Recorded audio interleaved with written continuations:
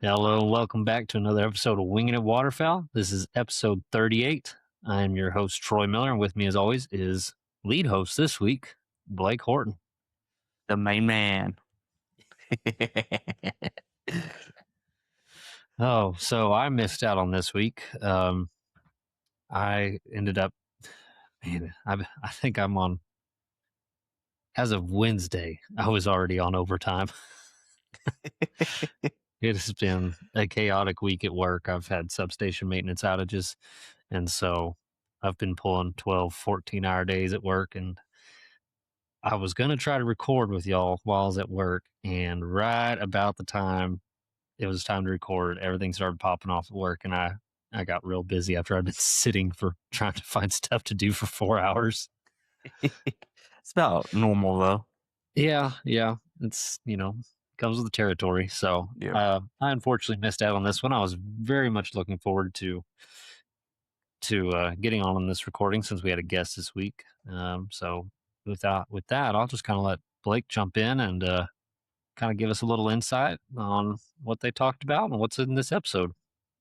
Yeah. We got to sit down with Justin Adamski from Full Color Waterfowl.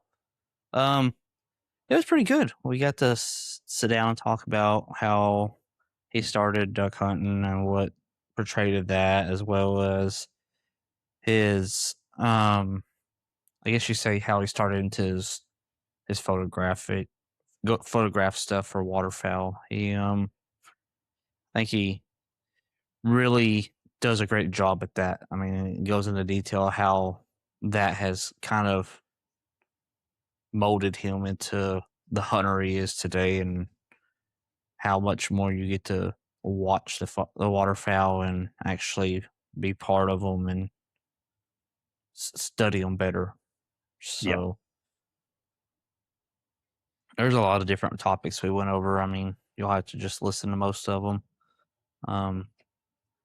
He's very big about conservation, which, I mean, we all are. Or if we're not, you should be, because that's what's going to keep duck hunting around. Yes, sir. And he also talks about how big he is on social media, about like how his outlooks on social media. So I really enjoyed it. It was a good one. Good. Yeah. I was really looking forward to getting in on that, and I missed out on it. I'm glad y'all were able to pull it off, though. Yeah. Even with me backing out on y'all last minute.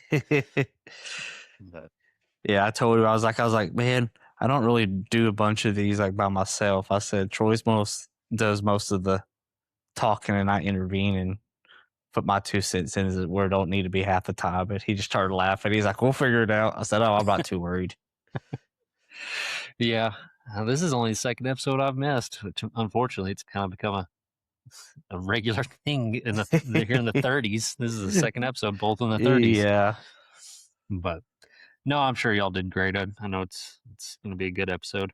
So looking forward to getting to listen to that. Kind of take the passenger seat on it. Yeah. It's always fun. I'm like, man, it's like I'm listening to a whole new show whenever it's not me doing the producing and the editing. I mean, I'm still doing the producing and editing, but not doing, the interviewing and stuff. So yeah. It's kind of a weird thing to listen to your own show when you're not on it. It is. It is. Which I know you've missed out on a few too. So yeah, the one I'm like, I think last week or a couple weeks ago, I missed out with you, the Addison. I sat there and listened to it. And I was like, man, I wish I was on there. Yes, sir. Yeah, it was unfortunate. I don't even remember why you weren't on that one. My foot was trying to fall off. Yeah, it was your leg, and you were dying. That's what it was. I was trying to remember. Yeah. So, well, anything new going on this week? Man, not really. I got to see your calling that you haven't got to see yet. So, yes, I'm very excited. That's supposed to be in, I think, Saturday is what the shop app was telling me. So I reached out, Dylan, and reached out. I mean, we talk daily. So but I've been telling him, I was like, hey, I've got this idea, and you can tell me if I'm stupid or not, but I'm a very schmedium guy. The way I explained to him is I'm a schmedium guy. And then amongst that schmediumness, I have no torso. I mean, my hips are right here. I'm all legs. And the problem that I run into with a lot of lanyards is that, man, they're just always getting in the water. They're falling down. And I wanted something that was a little bit more uptight, a little bit closer. And I was like, here's what I have envisioned. And I said, it's nothing against your design. I just think this design would be better suited towards me, and maybe, something that you can look into if you think it's a good idea. And so I kind of drew up the mock sketch of it. And I'm not an artist by any means, but I showed him and he's like, okay, here's why this won't work. But in that place, we can do this. So glad to have that input. And came up with, he threw it together and told me, he said, what do you want? And I said, take creative liberties, whatever colors, just nothing's too bright. You do what you want to do. And he texts me, he's like, man, it came out awesome. You want to see pictures? Like, nah, I believe in you. So I have no idea what it is. Nah, it looks really good. I'm excited for you to see it. Yeah, I'm ready to It's get it in. Gonna do a yeah, little unboxing, unveiling, a little video yeah, whenever I get it in. yeah. So He does some great work. I mean, and yeah, it's you send him something, you're like, hey, this is what I want, or this is what I'm thinking, and the next thing you know, he's like, all right, I did this instead of with this, or I did everything you wanted, and this is what it looks like. yeah, yeah. I'm So very excited. Um, Everything I have of his is great. And if y'all haven't had a chance to go check out his stuff, and especially now he's got his own website up and running and he's on shop, go check out his stuff, and anything that he makes handmade. And I'm telling you guys, he is fast. He takes pride in his work and he does good work and he does it fast. He said he made mine twice because he got through it and he said he just wasn't completely 100% satisfied. So he made a second time and said it came out perfect second time. So, and the poor guy just sold his house, so he got yeah, everything moved out, and but he he's got it still done in a day. yeah, he's still cranking it out, even though he's moving. Yeah. Yeah, I was expecting. I was like, "Hey, no hurry, a week or two, whenever because I knew he was moving. I was like, just here you go, whenever you get time." And he's like, "Oh, it's done. It's you. You want to see it?" I was like, "Nah, just surprise me." So, Yeah, yeah, go over and check out his stuff and any of his handmade stuff, like the slings, the timber straps, call lanyards, six shooters, sunglass holders, chapstick holders, dog collars and leashes. Any of that stuff that he makes handmade from the biothane, the cable and stuff is going to be 20% off if you use code WINGINIT20 on the coupon code. Um, Lets him know that you heard about it from us and it helps him out. yeah, And then we also got our ammo ordered for the year. yes, we did. I actually So what talked to did him the we other end up? day. What did we ended up going with 2 3/4 inch fives. Yes, yeah. What if after it's all said and done, 2 inch 3/4 fives? Did you see? Did you see what I told Ryan? Yeah, yes, yeah. I see what Ryan. I hope Ryan. But I really hope Ryan ain't sending me no glitter filled shots. I would be really upset if I shot at a. It no you're my gonna have a luck. trophy pintail. It'd be a trophy pintail, and I shoot and glitter come out the end. Oh, I would be so. I I'm think about to he'd say probably be like, "Hey, you should." shoot. I don't think he'd do that to something live, but I could see that being like, "Oh, hey, I threw in this extra, pattern pack. You Yeah, should try these out." yeah, But yeah, we got us a case. Um, we went ahead and got that ordered. That way we have it in plenty of time. And that is so we kind of went back and forth. We like fours, we like sixes. So for early season, I really like six shot, and for regular and late season, I really when we're getting into primarily big duck, I like four shot. And we talked to Ryan, and I was like, you know what, you are the expert. This is your wheelhouse, not mine. And he said he really liked the fives, and he said you get more of a pellet count with the 3 inch, but he said that 2 3/4 inch, just something about it is that perfect combo. So I yeah, said, hey, I trust you. This is your wheelhouse, not mine. This is your business. I will if that's what you think I ought to do, that's what we're gonna do. So we went 2 3/4 inch five. So that'll be these babies here. So we got us a case to split of yeah. those. And It's one of those deals. He also has a little code. Go check him out. Start getting stuff ordered now because, I mean, just the way everything's going, some of this stuff may take a little bit of time to get a hold of. If you're going to order in bulk, he can do it. It just may take a minute for him to get some of this stuff in the way things are going. And then also, prices are never going to go down on on Yeah. on product. Hardly ever they ever going to go down. But they generally will pretty frequently go up. So go ahead and get your orders in and let him know what you want, and he'll work with you. He will make sure and point you in the right direction. And everything he makes is hand loaded. Every single shell, it's all hand stamped. It's all hand weighed. It is done. I mean, as perfect as you want to get. I mean, Yeah. this is getting into the high quality ammo. This is not. You're not going to have the problems that you have with mass produced ammo with this stuff. You ain't gonna have the So clicks. I mean, no, well, I'm not. Let me take it back. You should never have a click with his ammo. I have not at this point ever had a click with any of his ammo, and I've shot through a bunch of it. yeah, even at the end of season for me, I shot quite a bit of it, and I never had any problems whatsoever. Whereas I've had, you know, waterfowlers are tough on ammo, tough on guns, tough on equipment, especially, you're putting your equipment through conditions that people don't ever put any other equipment through. Yeah. Like they Oh yeah. avoid religiously water, cold, everything just getting through, rust, all the things that everyone, goes out of their way to avoid for their equipment and gear. Waterfowlers put it in there, and I have had no problems whatsoever. So go check him out. And any of your orders, if you order a case like we did, stuff like that, go order, and you're going to get free shipping on any order over $100. And that includes his like cool hoodies, his cool beanies. He's got some really awesome stickers. That dude has the best stickers around. Oh yeah. And then he's got those new dry bags. Yeah. Mm-hmm. Yep. Yeah, So those roll top dry bags. yeah, Yeah, any of his worth stuff, their you spend money in gold. $100.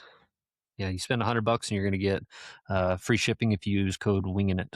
So Yes, sir. definitely go check him out. Like I said, go ahead and talk to him. Let him know what you want, and he'll start getting it rounded up. And you'll have it before season. That way, if anything goes awry in the world of shipping, the way things are going with shipping channels and everything over the last few years, go ahead and get it now, and then be on the safe side. Yep.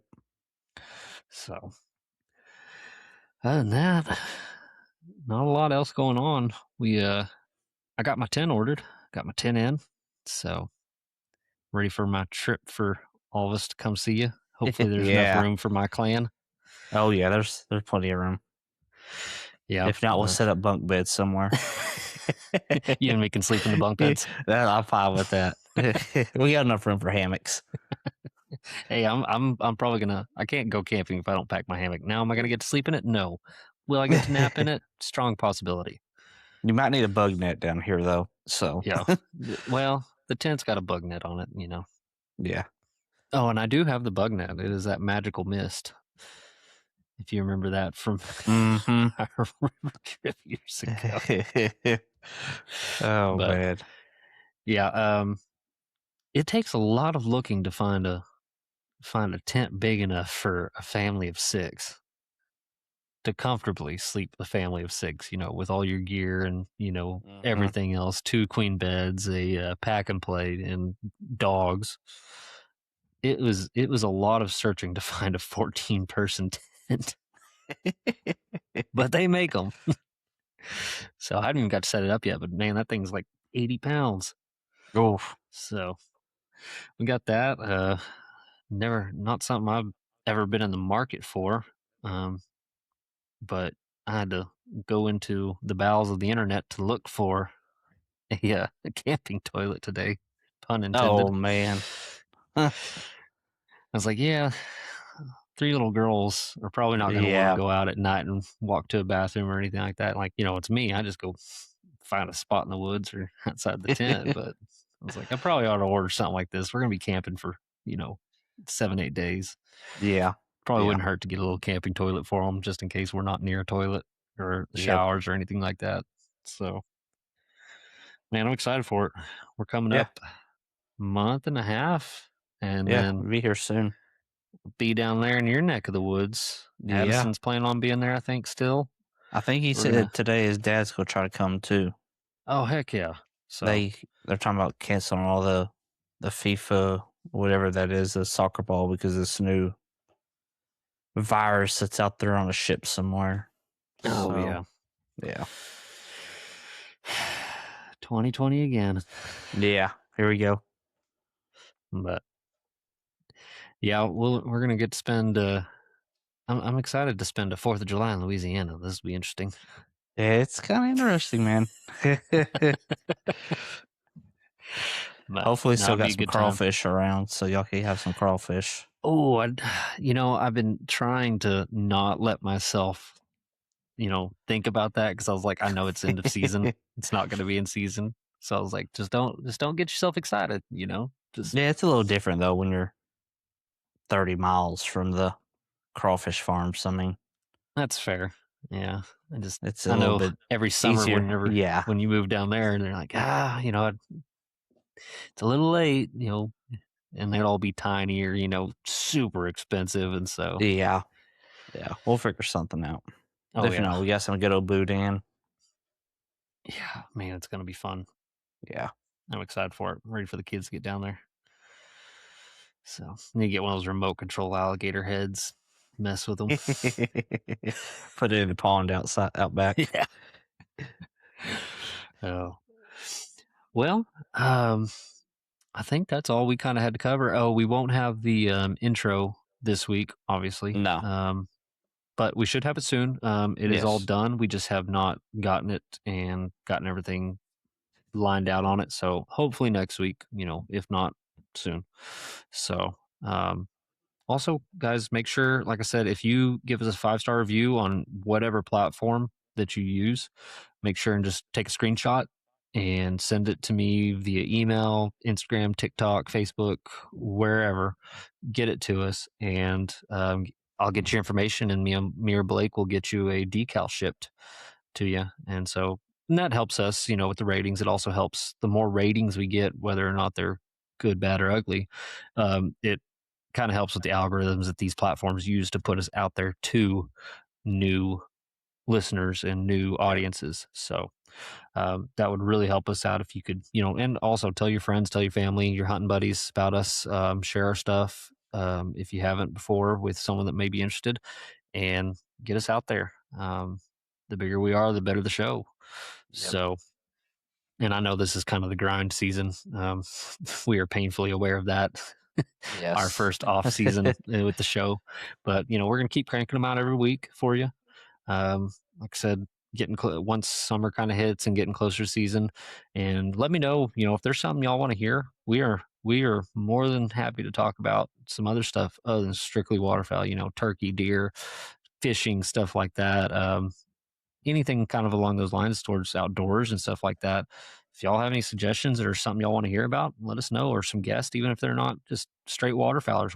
We love to talk. We love hunting and outdoors. So Yeah. y'all let us know, and make sure, keep up with the show on YouTube, Spotify, Apple, wherever you are. Just make sure you subscribe so you don't miss anything, and we will keep cranking them out.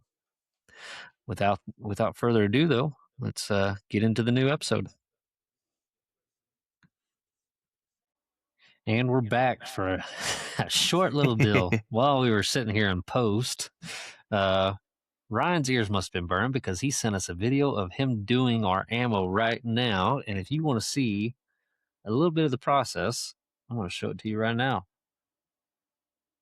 Let me get it real quick. I got it queued up.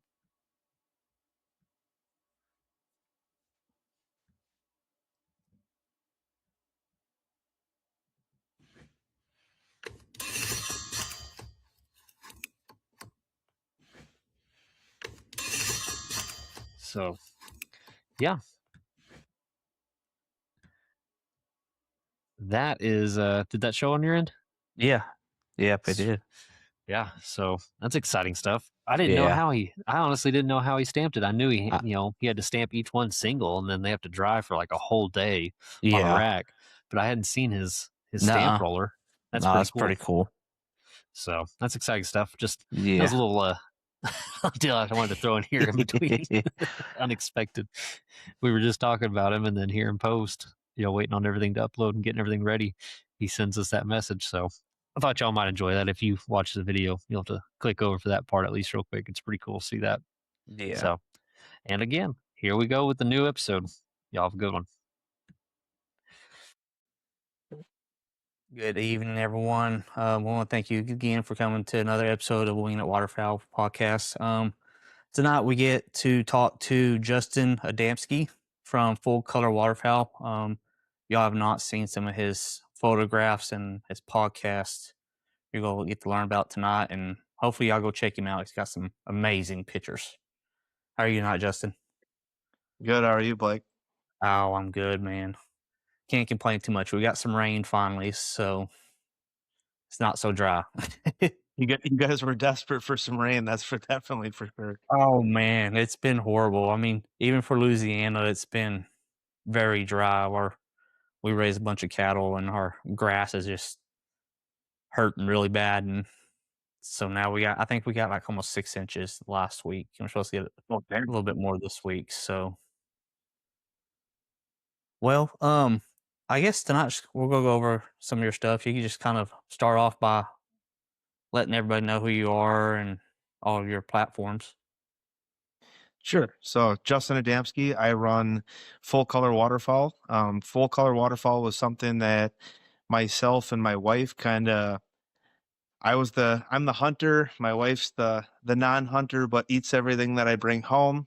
Um, we got to the point where we both like photography and art and graphics and design, and we got to the point where we came up with our first flagship graphic where we made Puddle Ducker, which was a Louisiana staple. It was a blueing teal and hip boots, because when I think of waterfall, I think of Louisiana, and I think of people wearing hip boots to the grocery store. So I figured, why not put a blue wing teal in some waders and make that our flagship graphic. So that's where we started. Um, I did not start my hunting journey as a waterfowler.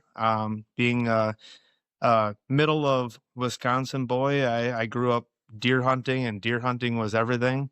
I basically deer hunted my entire life till I got to about, well, I still do now, but until I got to about 25 years old, maybe almost 30. And that's when I got into duck hunting and found out that it's a whole different realm.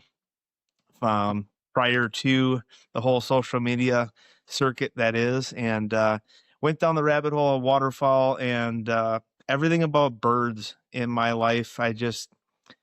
It's a whole different, it opened up a whole different personality for me. It opened up a whole different person of who I was, from the little parrot on my shoulder to my ducks in my backyard and my chickens, and just enjoying everything that is nature.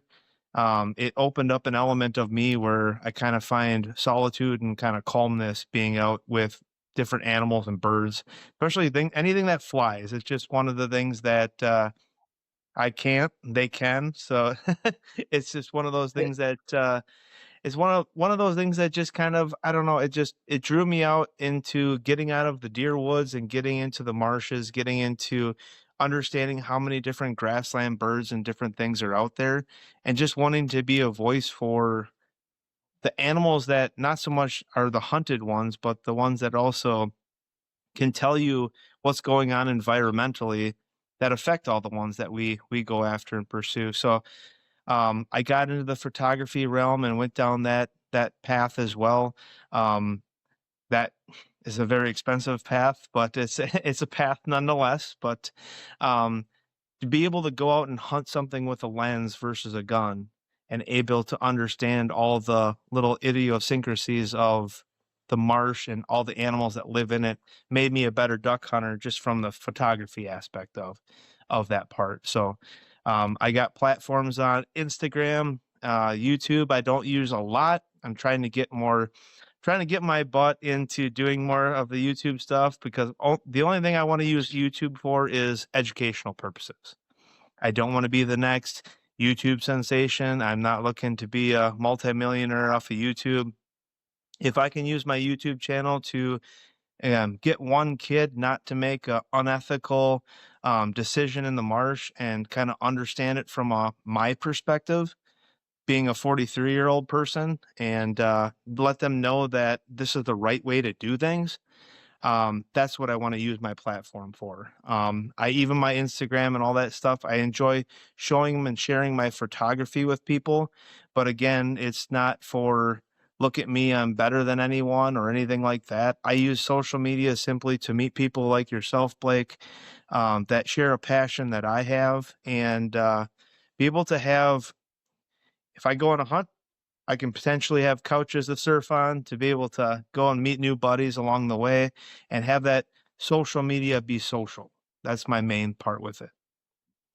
Yeah, I think that's one big thing me and Troy have really looked at and found with just starting the podcast and the social media part is just the opportunity it brings to, like you said, just find friends that love to do the same thing you do and want to go and hunt and want to do the right thing and make the perfect kills and enjoy what we kill and not just go do it for the ducks, like the numbers in the pile picks. I mean, we're out there for a different reason, and that's one thing we have found. I mean, we got friends everywhere now. I mean, from California to Nebraska to Wisconsin, North Dakota. It's crazy what the social media part will bring out to you. And I mean, like you said, it's one of the things either you can make it good and help people, or you can make it negative and Sure. be that next hit that don't really all you do is show pile pics, and that's what people think they need to do every time. Yeah. And with my stuff, I mean, I get into the realm of I show a lot of negativity sometimes on my page because I want people to see it from the perspective of my lens, not necessarily to glorify the negativity or glorify the crippled animal or something like that. Because I think social media gets too caught up in showing the successes, showing the stuff that the look at me, look at how I've done, I'm better than you, I'm this, I'm that. But they don't really, when they go into that realm of the negativity stuff, yes, you can go down that hole of, feeding into all of it and either you like it or you hate it depending on your morals and everything. But it's also that, there's a lot of good in social media if you weed through all the weeds of all the negativity. You can Yes. get it you can get into the whole, you got your big names, you got your big names that are gonna, they're in it for making the money. They try to say that they're not, but a lot of it comes down to they're in it to make the money. Do some of them Mhm. have the do some of them have the wherewithal and the respect for the animal? Sure. The one that comes to mind for me is Michael Weidel. He's the biggest person in the industry that I feel truly has a disdain for the animal and understanding them from an ethical perspective, even though they whack and stack turkeys and all the other stuff. But there's a lot of them that don't. When I got into all the social media stuff and grew a bigger account, I got into a lot of the circles and you get to hear the stories from behind the scenes that social media doesn't share. So that was my perspective of sharing a lot of the, people playing with crippled animals that have sponsorships and all that kind of stuff. It's, you know, in our world, you can get all your stuff taken away by doing one stupid thing. Yeah. And it can all come crashing down like a house of cards. And you just got to be cautious of that. The other day I heard something that said like eventually all these hunts just become memories because you can't do it anymore. And when I heard that, I thought about it for a little bit, and it's just like, yeah, I'm 43. There's kids out there that are, 16 to 25 to your age, to my age, that eventually all of us can't do it anymore. And when you get to that age, do you want to look back and tell stories to your grandkids about how you crippled animals and how you made reels on Instagram that were garbage? Or do you want to truly share in the respect for the animal and have those stories to tell? And it kind of made me really think a lot and kind of dig into Mia's perspective of like, yeah, I think I'm doing okay with the stories that I'm creating for myself when I can't get in that marsh anymore. Yeah. Yeah. I mean, I agree there. There's a lot out there now that you got to be careful. I mean, it just takes one small 30-second clip to you can build this big following, and you might be joking around with one of your buddies or out there duck hunting, and I'm not even duck hunting, even hunting in general, Sure. and do something that you would never do, but you were just joking around, and next thing you know, the whole internet knows about it, and you're on every other podcast that are talking about you now. And I mean, you're done at that point. I mean, For sure. that's the bad thing about social media too. I mean, there's good and there's bad and there's ugly. So you Yeah, got to decide what you want to be in at that point. for sure. So, I guess kind of explain how you got into duck hunting and who got you into it and stuff like that. Duck hunting for me was kind of me and my buddy from high school just decided that it was something that looked interesting. I don't even think that at the time, well, not to date myself as being an older person, but social media wasn't a thing. Um, when I was a graduate of high school, I still had a flip phone that didn't have social media, so there was that aspect of it. But no, it was something that you got into where you found a couple ponds that we didn't know what we were doing. We saw that ducks were in a certain area, and we just kind of, I guess, did what kids do. We learned how to sneak up on the edge of a pond and jump shoot them because that's all we knew that duck hunting was.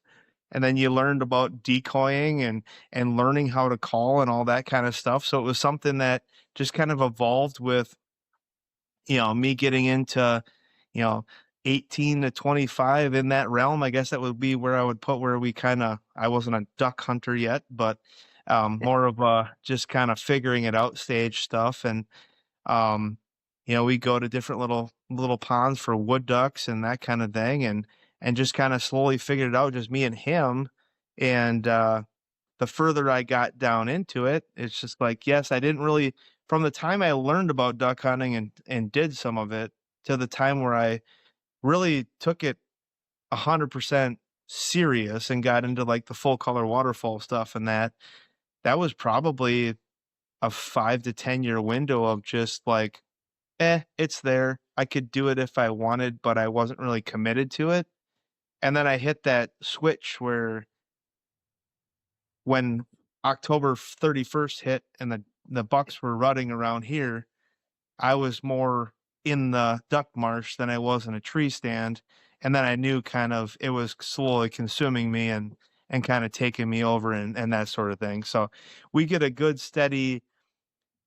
steady migration of ducks, but it's kind of a kind of a here today, gone tomorrow type of thing where we get the divers very late right before ice out, but then you get like a week or so where it's just phenomenal. In the middle of that, we get, just bluewings and your bluewings, your mallards and some wood ducks and stuff like that. But it was enough to kind of feed the itch of getting into waterfowling to then go into the buying the new canoe, 12-foot boat and all that kind of stuff and all the decoys and slowly going down the madness that is everything that we consume ourselves with for waterfall. Yeah, that is no lie.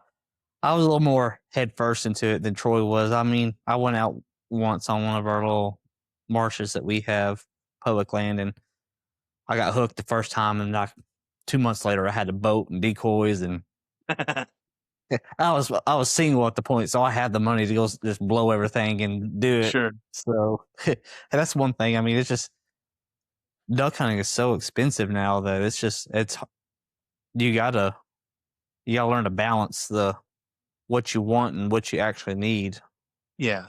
And like from you guys down by you versus up here, the southern duck hunter versus the northern duck hunter, like around where a lot of the places that I go, motors aren't allowed. So, down south, you get the mud motors, you get the John boats, you get all the, duck skiffs and all that kind of stuff, ripping through timber and that kind of stuff. Up here, it's just a whole different game and a whole different element of, okay, you might walk 2.5 miles down a trail just to get to water that you can hunt, but it's non-motorized. How do you get there? Most people won't put in the effort to figure out like, I can buy a garden cart with 4 wheels, put my kayak on it, ratchet strap it to the to the cart, and then figure out some kind of pull system to get it out there to get my decoys just to get to water, and then hoof it out there through mud and everything else just to get to where you can float your boat. So it's like a from where I go, it's nice because it's public land, but I don't have to deal with a lot of crazy people because they're not willing to make that 2-mile walk in just to get to water. So from that perspective, it's kind of beneficial. But then I look at some of the videos I see online of people waiting at a flooded woods at a gate 4 in the morning and all that. It's like, oh no, I'm good. I don't need any of that in my life. And that's crazy. Me and Troy decided a couple years ago they were going to try the Arkansas run, and Oh boy. we found out real quick that our little boat was not what it was Yeah. supposed to be, and those guys know those woods like the back of their hand, and we did Yeah. not know where we were going.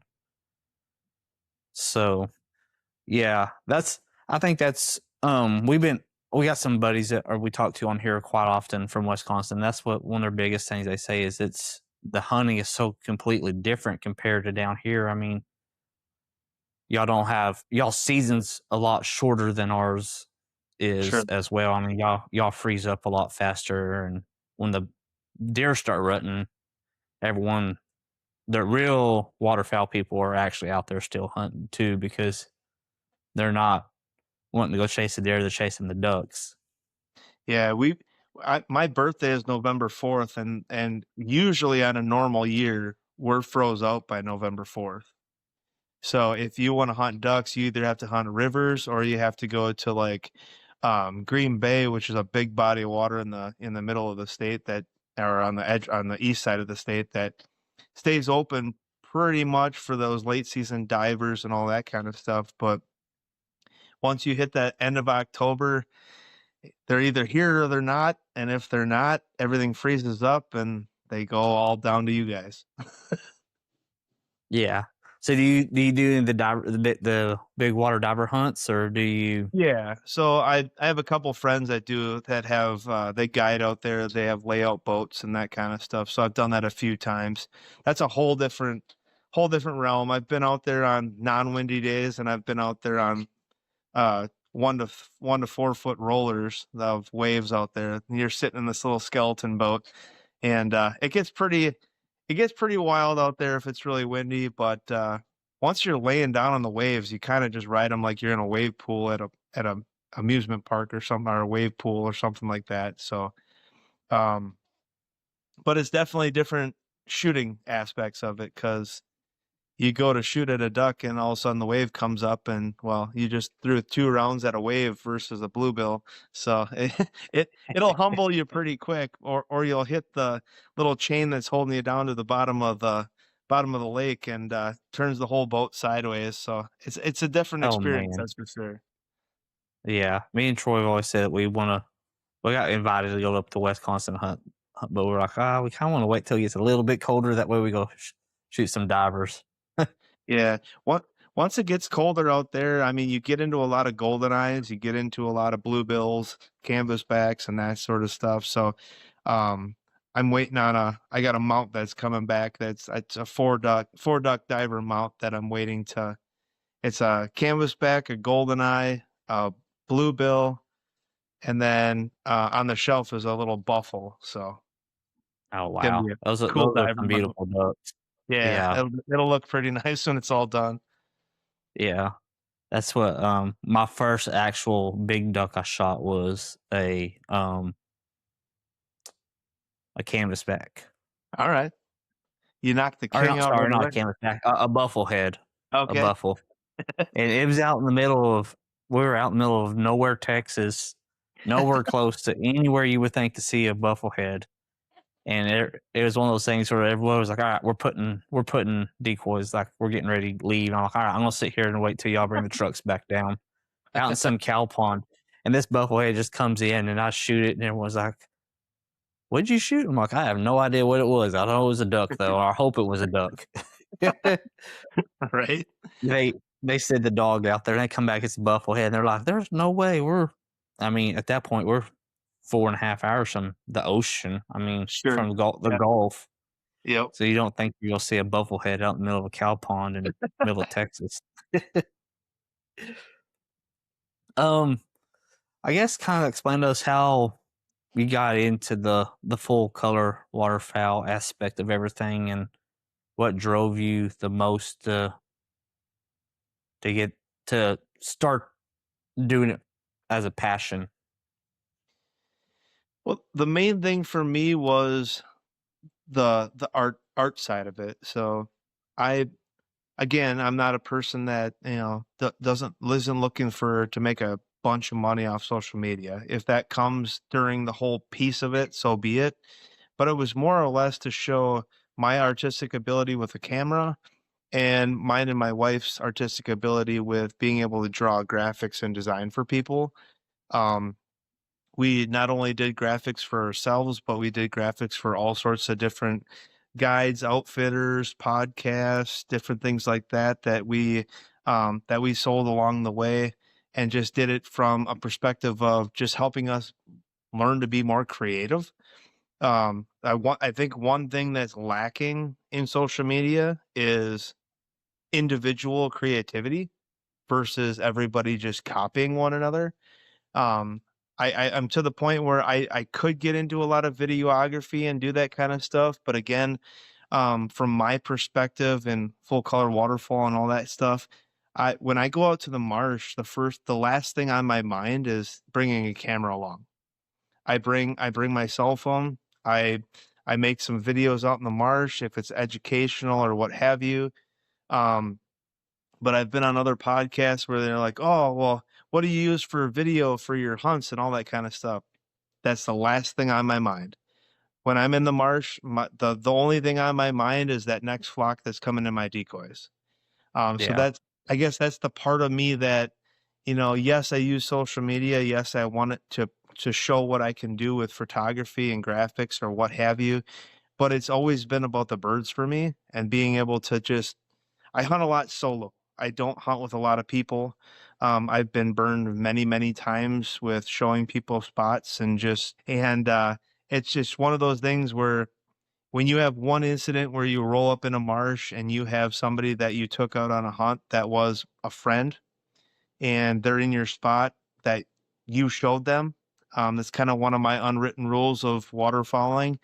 I'm done. I'm going by myself. I'm doing my own thing, and that's something that I kind of wanted to, you know, pursue into full color waterfall of just not being like everybody else.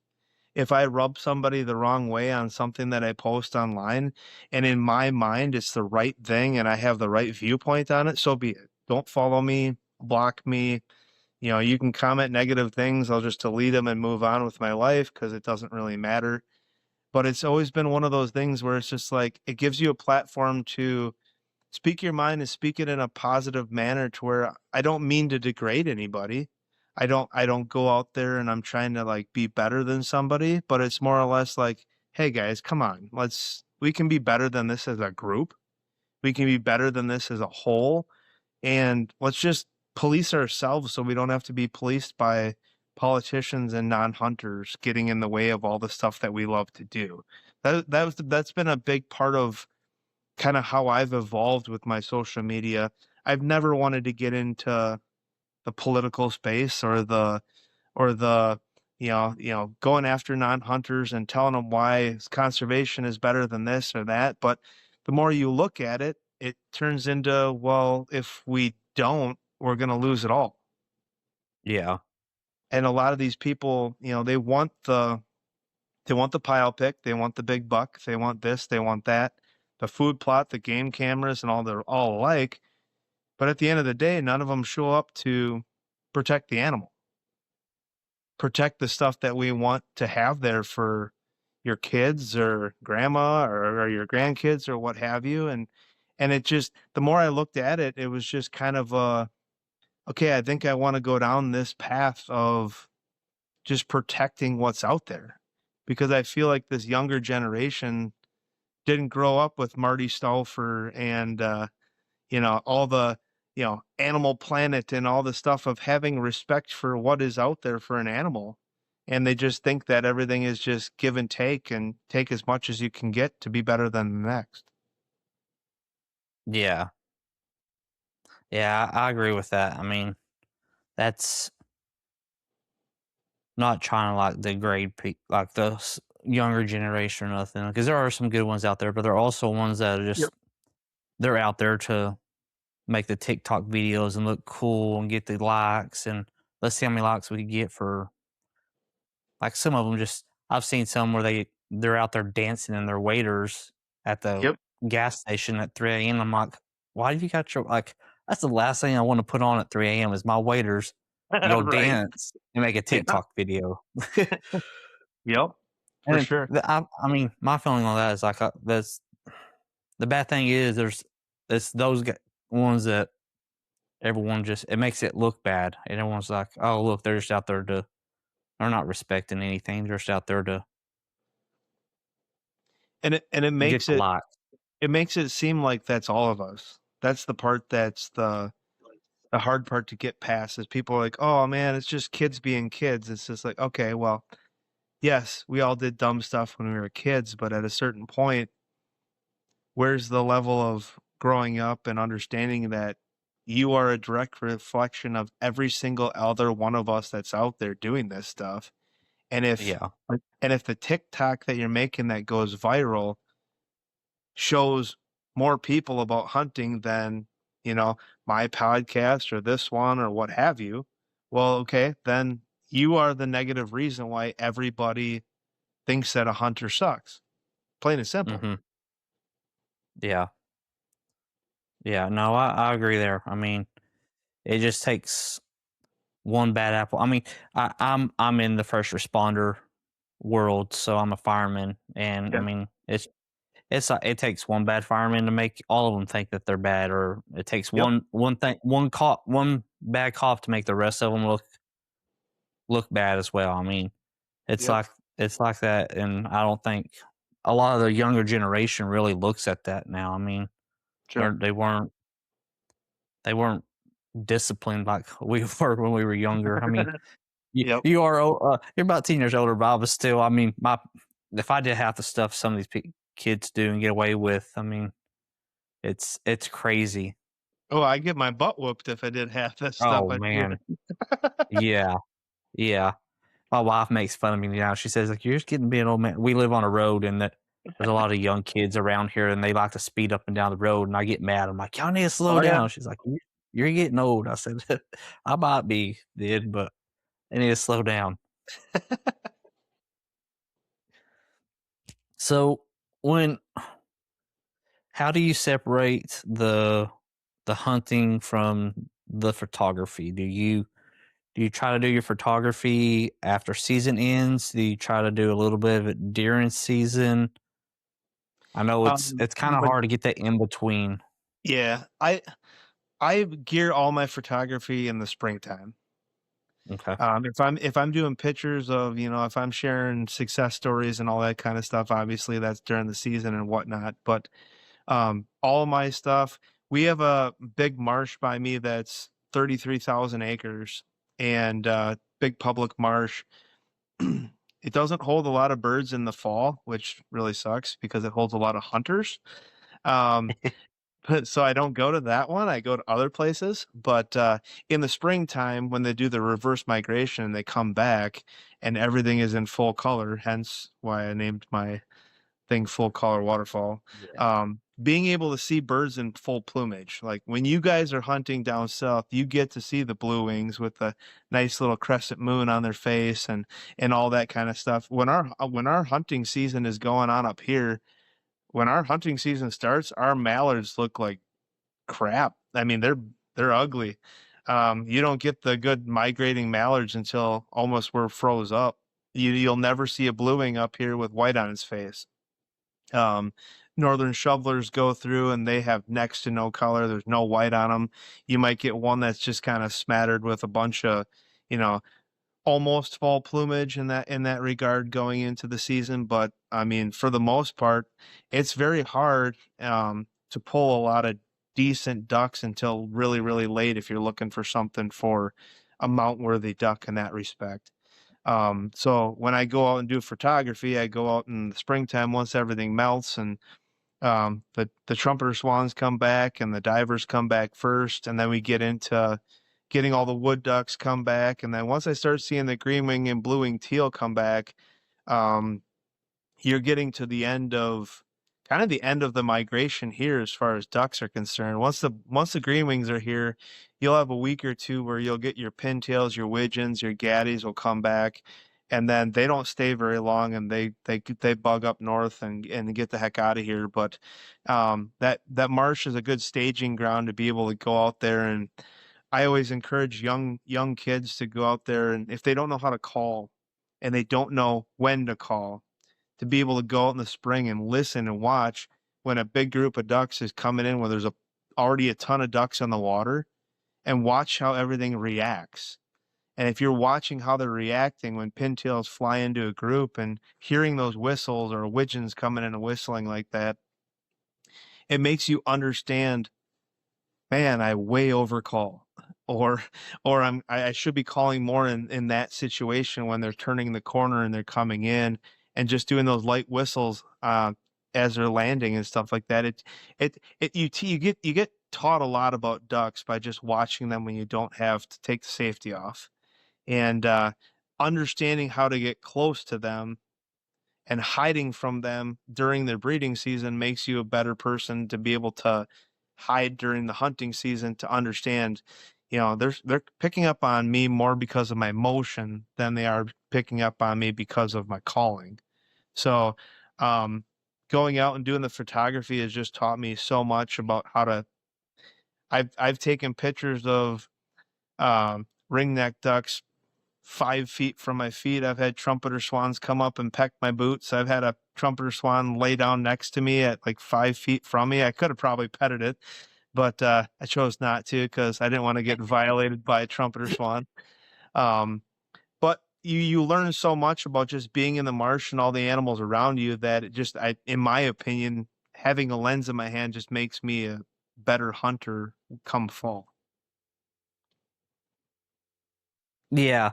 So that was about to be you already took my next question. I was about to ask you how getting to be behind the lenses made you a better hunter, but I mean you've answered that, and I believe that. I mean, that's the bad thing about me living so far south. Like, I'm at the end of the migration, Yep. and when everything leaves, I mean, we don't have ducks here really. I mean, we have the whistlers, but those are here year round. Yep. But we don't get to sit there and listen to how they talk to each other, and because by this time, I mean, everything's headed back. They're pretty well aware of what's of their first, even if this is their first migration. They're well aware of hunters. I mean, Yeah. they've seen a hunter at some point headed down towards us or been shot at some point. So I bet that makes it a little bit harder for you to be able to, like, you have to learn to hide a little bit better. And that's when one of mine and Troy's biggest deals, like we always talk about, like, we see all these ducks and we feel like we're doing good, and then we walk out and we look at it ourselves, and we're like, this hide is horrible. No wonder we're not Yeah. shooting anything. And like around here we get a lot of cattail marshes. So my primary boat that I hunt out of is a New Canoe Frontier 12. So it's a 12-foot stand-on kayak. It comes with swivel seats and a rail and stuff like that, but I take all that stuff off because it's stable enough that I can shoot out of standing up in open water. But when I go out in the marsh, I pull it into the marsh in a manner in the cattails where I almost make like in my own A-frame, and then Mhm. just bend the cattails over me. I'm a firm believer in setting up for side shots for ducks, not setting up directly with the wind at your back. Just something I kind of learned along the way, and it hides my emotion when they're coming in. They're more concerned about landing with the wind than they are looking for me. And it's all just things that you learn of, um, just right place, right time, right camo. I am not a brand guy. You might have picked that up on my social media stuff. I could care less. Um, if I go out in the marsh in the springtime and I'm wearing olive drab pants and a tan shirt, they don't see me.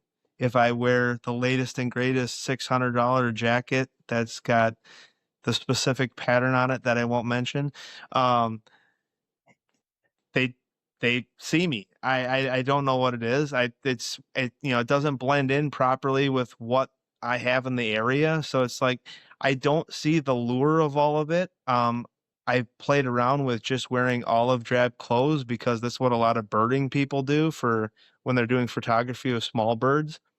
They'll wear just simplistic browns, olive colors, and that kind of stuff, and you blend in more than any camel pattern out there, as long as you know how to get into spots and be deliberate with your movements. Same thing with duck hunting. If you're in the cattails and you have all sorts of shadows and everything is sand colored, why do you need to wear 15 different colors of green and this and that and what have you? Now, in the springtime or the beginning of our season, I wear an olive drab green hoodie. That's all I wear for camo because everything in our cattail marshes is still green until the end of September, early October. So for me to wear, I have a buddy that he's head to toe dripped in the latest fashion trend of a company that I kind of call out every once in a while, the good old Sitka. Um, I own it. I talk about it, but I also own the stuff because I get buku discounts on it, so I can make it affordable in my manner. But I don't. Yes, is the stuff warm? Yes, I'll give them that. Does it say everything? Does it do everything that everybody thinks it does? I don't believe so. Um, I will paddle out and get ducks, and when everything is um all the cattails are green and I'm in my green hoodie and I'll look back and I make fun of him all the time because I look back at our hide and he's standing there dripped out in his Sitka and he looks like a big old marsh dick is what I got. He stands out like a sore thumb and it's just like, buddy, just take the coat off and do us a favor. Yeah. So, but each their own. Yep. Yeah. So, out you have a podcast out there. How long have you been doing that for? I've been doing the podcast for about I'm on episode 138, which you would think that if you're in the outdoor space, you'd think of a lot of things that you could talk about, but you don't. If you want to be original, it takes a lot of effort to think about something else to talk about that everybody else isn't talking about. So Yes. I think I've done it for about a year and a half, going on 2 years. So I try to put out a couple a week. I try to make them obviously, I do a lot of them by myself because I believe in doing them by myself because I hunt by myself. So if I'm giving people guidance on how I do things, I want it to be original to who I am and from my perspective. So it's kind of I don't write a script. I don't do anything like that. I just kind of get an idea in my head at work one day and I run with it and I talk about things from oh boy, all sorts of stuff from what getting married does to your hunting journey and politics. I get into, trying to save public lands. That tends to be the hot topic right now, even though it wasn't Mhm. 4 weeks ago. Um, but stuff like that are current topics that people talk about. And in my opinion, there's things that just don't get talked about that should, because more people are focused on the success part of it, not so much the conservation angle. So um, I post it on Spotify. That's pretty much it. I don't get into all. I'm not my wife's a little tech geek. I'm just kind of the guy that just comes up with creative ideas and then she shows me how to implement what the heck I just talked about. I can work my way around the camera and do all the editing and all that kind of stuff and the graphic stuff. But when it comes to all the different programs and that, she's my go-to tech support.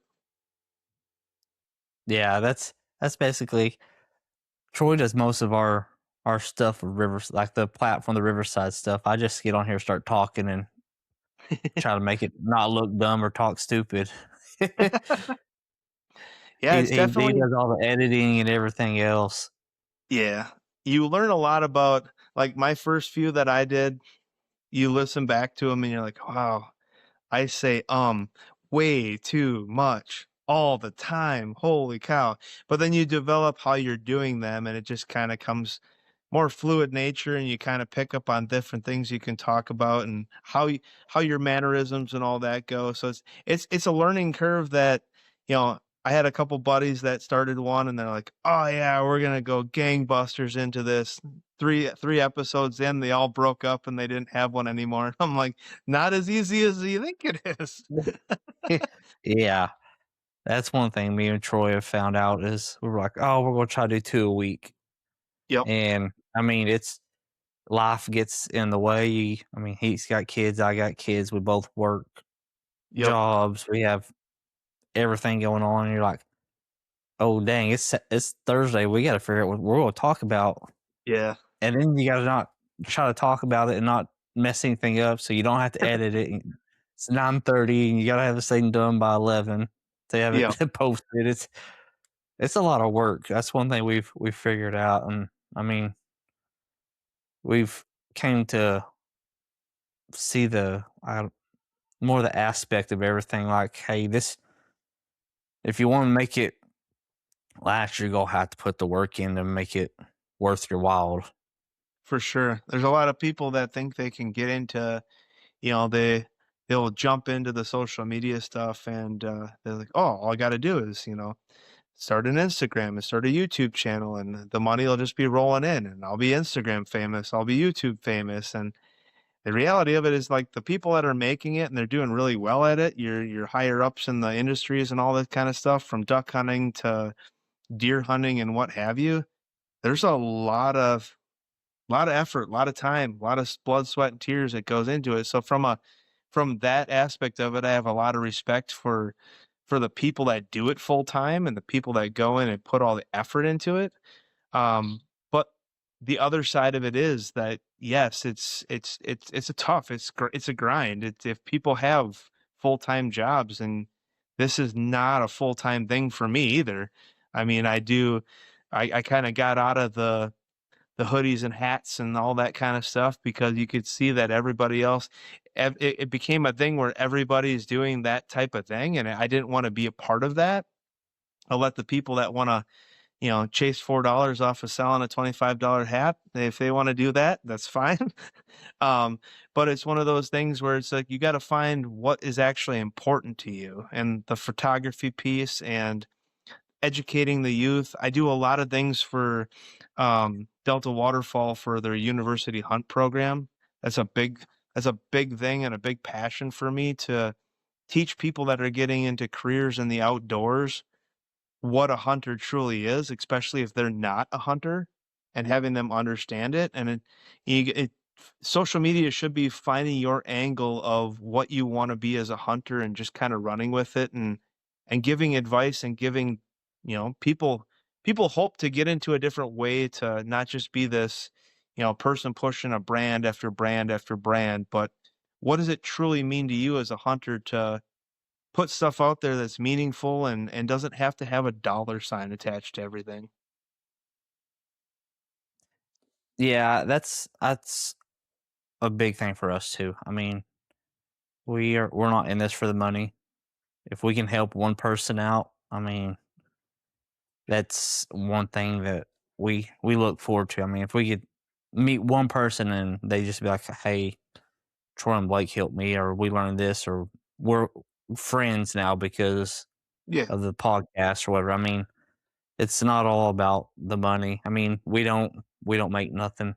We're not big at all. I mean, we spend more money than anything comes in. So Sure. I totally understand that. I mean, that's you really got to love what you do for like hunting wise and the wildlife to be able to do what you do and what like as a podcaster as we do as a podcaster and then spend all the money on the photography. I mean, that stuff's not cheap at all. Like you said, I mean, we try to take pictures. I'm starting to do more with a camera. And I just look at stuff. I'm like, man, that's not cheap. We ain't getting No, paid no money for it, so we really gotta love it. But also, it's the aspect of yeah, we get to take the pictures and we get to make the little videos, but we get to show people like, hey, this is why we do what we do. I mean, yeah, you were talking about earlier about how you kind of got out of the deer woods and into the marsh, and that's I mean, well, it's funny because most of the people we talk to have started out deer hunting and yeah. then moved over to the waterfowl side, and I think it's just you get to see a lot more of the creation of God's creation waking up on a marsh than you do sitting in a deer stand with a little buddy heater. I feel like. Well, we don't use butter heaters around here. We're tree stand guys. But yeah, I get what you mean. Um, no, there's times where I just finally this last year got my dad into duck hunting, and he's seen my passion for it, and he kind of tiptoed around it at first, and he's just like, yeah, I think I'd like to go do that with you, and I'm like, okay, that's new.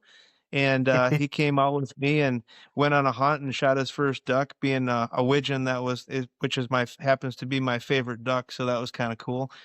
But opening it up to people that I don't want to go, I'm a firm believer in showing people duck hunting, showing people hunting as a whole. But in my opinion, we don't need more duck hunters. We don't need more deer hunters. We need people to replace the hunters that are phasing out of hunting, to replace us when we can't do it anymore, but not just to make hunters, just to have more people out in the marshes and the woods and on the turkey fields and all that kind of stuff. Because at a certain point, you're doing a disservice to public land by having so many people out there that it makes everybody's experience worse, and then in turn Mhm. having it turn into more negativity on Facebook groups and Instagram groups of public land is over hunted and we don't have enough of it, and you go down that whole slope of just turning it into a negative, negative, negative. Where my dad, if he duck hunts, is he going to get in anybody's way with a mud motor and a boat? No, he's not. He's going to be sitting right next to me in my boat. He might shoot a couple extra ducks. He might not. He might miss miserably, but I'm going to try getting him to the point where he has fun along the way and he enjoys it for a few years in his retirement years. And if that, if that is something different that gets him out of, a deer stand and gets him to hunt with me, so be it. But the teaching aspect is something that I've always had in my heart, to just be able to not necessarily make somebody to the point where they're just, guns blazing, go and do everything, but have them have a genuine understanding of all of it. Most of the people that I meet at, whether it's where I work or out in the public, if they're not hunters, the only duck they understand is a mallard, because they can see it at a park and feed it bread, even though they shouldn't. But besides that, they don't know all these other things exist. They don't know what an American bittern or a great blue heron are in the marsh, and they've never seen one before. And just kind of opening people's eyes up to there's more to life than shopping at Walmart and going to your 9 to 5. Yeah, yeah. That's the sad thing. I mean, nowadays it's all about, and that's we. I have a year old daughter. She's just a little over a year old, and Troy's got young kids, and I think that's we always talk about one of the hardest things is try not to. My biggest thing, me and my wife, is just we fight for our dear lives when we go to restaurants just so we don't have an iPad kid. I mean, Yeah. with I didn't grow up that way. She didn't grow up that way, and that's hard nowadays because you just see so many people just they're and not even young. I mean, older kids too. They got their cell phones in their face, or Yeah. they're on those iPads and not enjoying the outdoors. I mean, Yeah. that's it's sad because at some point it's going to just be no one's going to want to go out, want to be in the outdoors and understand and enjoy and do the conservations of going to hunt or going to help the marsh or doing this or doing that. And that's just, I personally, I feel that's just the sad part of where you see a bunch of this younger generation going to. Yeah. And me and my wife don't have kids. We probably never will. But my nephew, he's taking a inkling to everything hunting, everything fishing. My brother's not a big, he deer hunts. That's it. He comes along periodically if we go deer hunting or turkey hunting or what have you. But my nephew's taken a big interest to it, so I'm really trying to get him on as many things as possible. Got him his first turkey last year. Um, Before like this year, just last year, he got a couple deer. He's shot a duck so far. That's kind of where he's at in his journey, and so he felt like he had that little ride of the golden horseshoe going up the old bum, and so he thought he was invincible. And this year he got humbled by missing a turkey at 18 yards. So I got to show him the other side of not every time is successful.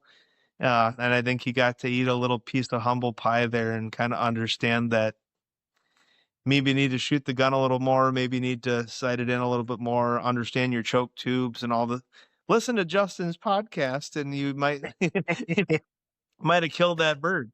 But Yeah. but he understood that this year and he took it with stride and he kind of understood it because you just not every time you go in the woods you're going to get something. That's just not how it works. And but getting him off the phone, the iPad, the video games, and all that kind of stuff, and he appreciates it. So it's kind of like I feel like as the the uncle, I'm doing the right thing to kind of get him on a path that again, when I can't do it anymore, he's there to take my spot. So Yeah. Yeah. And I mean, I agree with your statement earlier. I mean, we we got a lot of older hunters phasing out. I mean, I see that with a bunch of like my grandparents and some of the older people I know that I've hunted with my whole life. Like they're starting to phase out. Like the people that actually enjoyed the hunting and did it for the right reason, and yep, they didn't go out there to hunt because they could take a picture with the deer. They went out there to hunt so they could feed their family, yeah, yep, and that's the sad part of watching that generation kind of phase out of hunting because you hear a lot. It's like all the good old days, and I always sit there. I wish, like, man, I wish I could have been around and done this stuff in the good old days. Well, and you guys are even losing that like Louisiana, because I know quite a few people from down in those areas too. Like you guys is like Cajun traditions and all that. That you guys are losing that stuff fast too with Yeah, alligator hunting and just the Cajun way of life on the bayous and stuff. Because the people that respected it, understood it, and took care of it are just getting to the point where they can't do it anymore. And if they're not passing it down, it doesn't take more than a generation to lose it. yeah, yeah. And I mean, I grew up in the Panhandle of Texas, but I've been around Okay. the Cajun part enough now to know, like, I can my my my in-laws and them hunt. They still do. They hate my stepdad.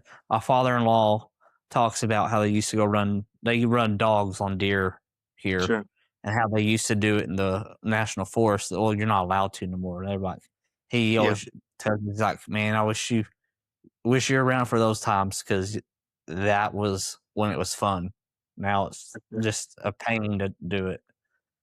So it's those little things, like everything just phasing out. I mean, it's harder to go hunt somewhere. It's hard to find land. I mean, you gotta pretty much beg a landowner and pay him a little extra money to go shoot So, your 6 ducks. I mean, at the end of the day, it's how bad you want it. I mean, how bad do you love the sport? How bad do you want to be there and enjoy it? I feel like, mhm. Yeah, a lot of it is turning into pay to play.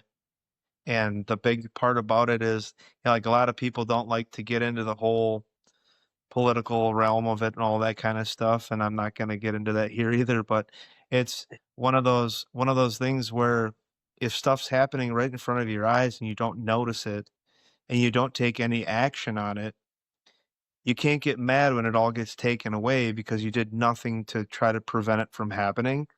And Yep. whether you're on one side or the other or whatever it may be, there's a lot of stuff in the news right now about hunting rights being taken away across the United States, um, Yeah. from fur bans and all the other stuff. And I was not, and I wholeheartedly say this on my podcast. I was not an advocate for wildlife and conservation and all this stuff when I was a teenager and in my 20s. Well, guess what? The world changed. And if the people that are in it now and they're not in their 18 to 25-year-old realm and they're not willing to take a stand for what they believe in, it's going to be a lot different 5, 10 years down the road for all of them than it's ever been for us in the time frame that we've been a hunter. So if nothing else, if I can get across to people that right now is the time to kind of have a voice and an opinion on things, to speak up for yourself and others, like myself speaking up for my little nephew, so he has something to hunt later. Um, if we put bad stuff out there and we keep doing the bad stuff online, and that's all we want to show is clickbait and rage bait and everything else, eventually it'll all get taken away because enough eyeballs are going to see that stuff, and we're going to have a whole different perspective on the outdoor industry as a whole. So going forward, that's kind of going to be my continue to be my big push because, well, I want to still have that 33,000 acre marsh to be able to go to take my photos in the springtime. So, Yep. just being able to have a voice for the people or the animals that don't have a voice, and being able to have it for not only the conservation and the food aspect, but photography and just being able to be a 33,000 acre stress reliever every day of the year, being able to go out there and hike and bike and photography and all the other stuff alike for public lands. So, Yeah. No, I agree. I mean, me and Troy say that a lot on here. Don't be mad when it's gone if you didn't use your voice to express it when it was here, because yep, I mean, and we talked about when they did the Greyhound Acts, or the Greyhound deal was in the Farm Bill, and everyone threw a fit about it. Well, guess what? It got taken out. You yep, think if we didn't say nothing, it would have happened. I mean, yep. that's just show all hunters and non. I mean, not even non hunters. I mean, it's just show them like, hey, if you make a big enough stink about something, something's going to happen at some point. I mean, Yep. they're going to either change it or they're not. But you can't say that you didn't try at least. So The big push right now with all the stuff, we ended up having something not pass here in the state of Wisconsin where our public lands are going to lose like $40 million, for every year going forward, starting in June.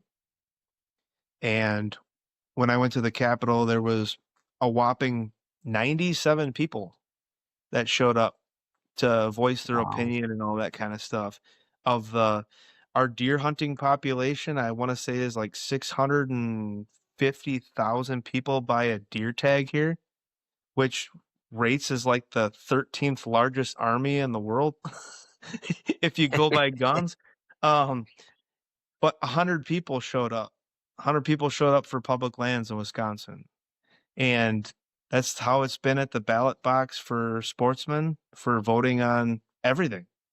So until that changes and we voice our opinion, yeah, it's going to keep continuing to, like you said, if people didn't speak up, it would have got voted yes, and it would have just passed, and it would have been just something that people would have had to deal with, air quotes. So yeah, I truly do think that we're at a crossroads with all of it. I love social media. I hate social media at the same time. The good, the bad, and the ugly. It's has both aspects of that.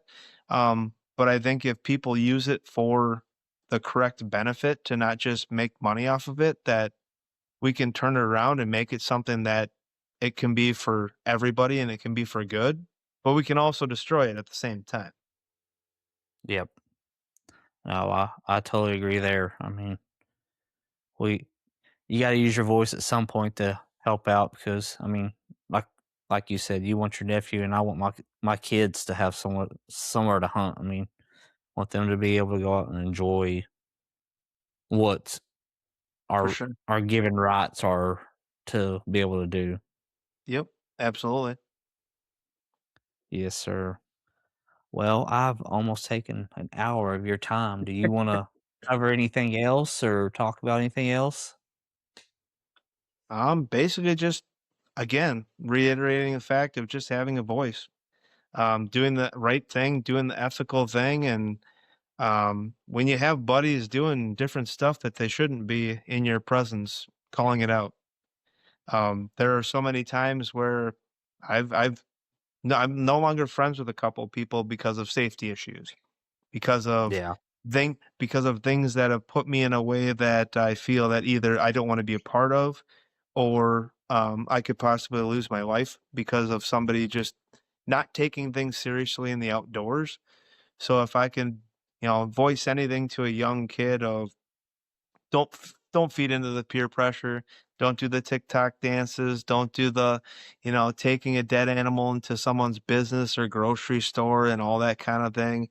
Have respect for the animal. You killed it. I mean, you harvested or slash killed something, and it gave its life for you. You could have at least a little bit of dignity to, take your picture if that's what you're into or whatnot with your turkey, your deer, your ducks, or what have you. But use the resource. Don't overuse the resource. Throw it in your freezer, let it freezer burn, and then throw it in the garbage 6 months later because you don't like the taste of it. You just wanted to shoot them, that kind of stuff. And just be there for the next generation to be able to just show them the right way to do things. Do I do everything perfect? No, I don't. Do I try to do it the best of my ability? Yeah, I do. But just being there for making social media what it should be, and you guys doing your podcast and talking with different people, and make friends along the way. Social media should be social. That's what it's supposed to be for. Meeting people like yourself, Blake, and other people along. I've met people from Alaska to Florida to different countries that have opened doors to me being able to, if I can buy a plane ticket and jump on a plane and bring a shotgun along, I'm welcome to be in those circles, and just kind of understanding that that's what it should be about. So Yeah. No, I totally agree. I mean, it can either like we said before at the beginning, it can either hurt you or it can hinder you or help you. for It's sure. your choice on how you want to make it do it. Yep, Well, well, Justin, I appreciate you coming on and talking with me and enjoy talking to you. And I love getting to watch your TikTok videos at all the birds. I think that's one of the best things getting to watch them. If you want to go ahead again and kind of tell everybody where they could find you at or talk to you if they need to or whatever they want to do. for sure. So on Instagram, full color waterfall. TikTok is the same. YouTube channel, Full Color Waterfall. The banner is me and my wife with all our graphics in the middle. I do have some educational stuff on there, some very basic stuff.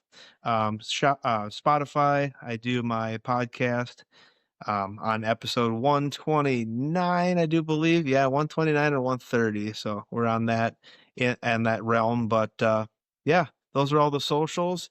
For you young guys that listen to the Wing It podcast, or you're on Instagram or what have you, if you ever have questions, reach out. It doesn't have to be about duck hunting. It can be about I have conversations with people all the time, from everything from just life, how life gets people down, how life picks people up, how to get out of certain situations, and how to talk to a warden, how to get permissions, all that kind of stuff. So very open, very honest person, in my opinion, I guess. And yeah, I'm a everyday person, just like the majority of people on social media, just wanting to put stuff out there for people and meet people along the way. Awesome. Well, like I said, Justin, I appreciate it. We want to thank everybody for listening to another episode of Winging It Waterfowl. Join us next week for another episode.